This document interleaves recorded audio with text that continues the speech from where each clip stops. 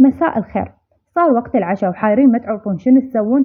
سووا هاي الفطائر كلش طيبة وبحشوة متوفرة بكل بيت كلش راح تعجبكم. هنا أنا أول شي جبت كيلو من الطحين، راح أضيف عليه خميرة ورشة ملح وشكر. راح أخلط المواد الجافة وأضيف عليها ربع كوب من الزيت ونص كوب من الروبة، وضفت عليها بيضة بدرجة حرارة الغرفة ومي دافي. راح أبقى أضيف مي لحد ما يلم العجين وأعجن بيه لمدة 10 دقائق. بعدها راح أتركه يخمر مدة ساعة كاملة. بين ما يخمر العجين تعالوا يلا نحضر الحشوة.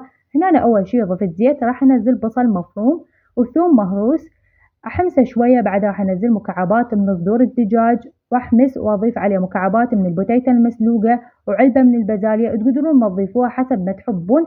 بعدها راح أنزل البهارات عبارة عن بابريكا وملح وفلفل أسود وبهارات مرق دجاج.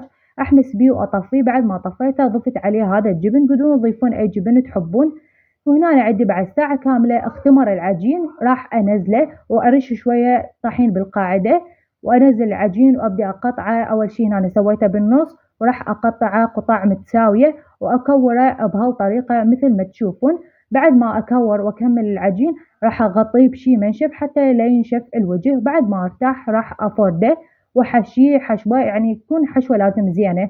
حشيته بهالطريقة وراح أقفله. بعد جبت هنا الصينية مرشوشة بشوية من الطحين، راح أغلقها بالشوكة زين. بعدها راح أدهنه بيض وأرشه شوية من حبة السودا أو سمسم أو حسب ما تحبون، ودخلها على فرن بدرجة حرارة 200 مدة 15 دقيقة. وراها طلعتها وصارت مقرمشة وكلش طيبة، وأتمنى تعجبكم هاي الوصفة.